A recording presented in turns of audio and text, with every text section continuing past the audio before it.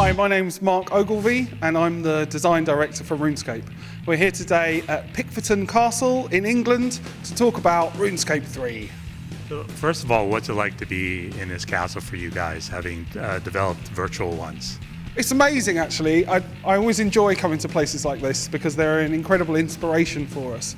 We always encourage our graphics artists to visit places like this and take sketches. It's much easier, or in fact it's much more rewarding for us to make a living, breathing world if we can base it on experiences that we've had ourselves and the kind of architecture that we see around us today. So it's an incredibly rewarding experience. And speaking of around us, Cambridge is just down the road from here. How does the fact that you guys live right in an area where there are castles and so much medieval lore influence you as you're telling these stories?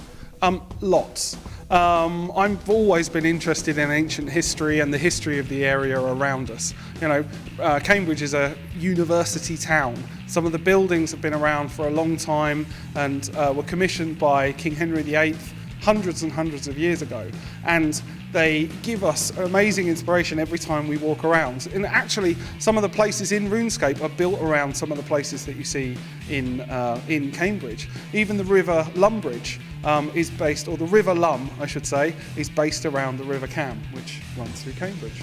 Have you guys used this actual castle in any way in the game in the past? Not yet, but I expect that we will. Like I say, we ask our developers to be inspired by the things that they see.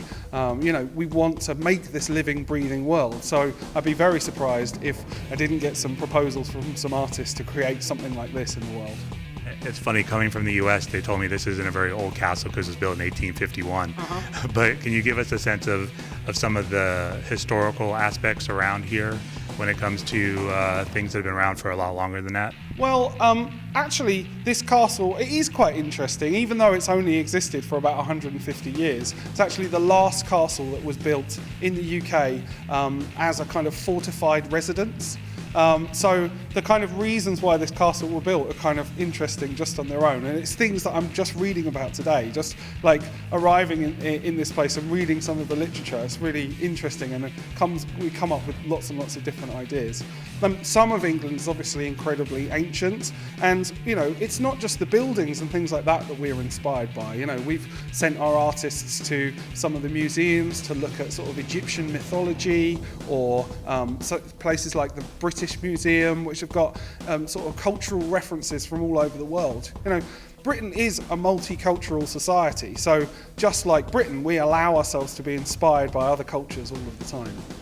When it comes to RuneScape 3, can you talk a little about the goals heading into this project? So we wanted to give the player a richer experience. We wanted to deliver something to them where every single action that they were taking really meant something, and individually they would have the ability to make huge changes to the world through their actions. We want everyone to feel like a hero. We want the community to feel like a powerful force. We want them to adopt, you know, different ways of playing the game. We want to give them an experience that feels like it's a truly living, breathing world, where they feel like someone that's part of this world, not just a passenger.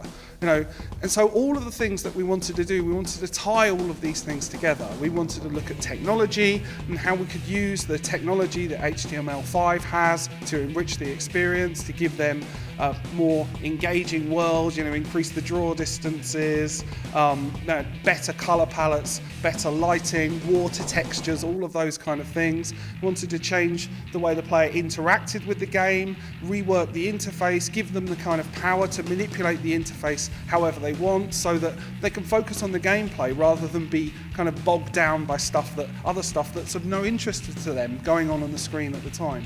And then from the narrative side of things, and it's the storytelling, I really think that sets RuneScape apart from the rest of the industry.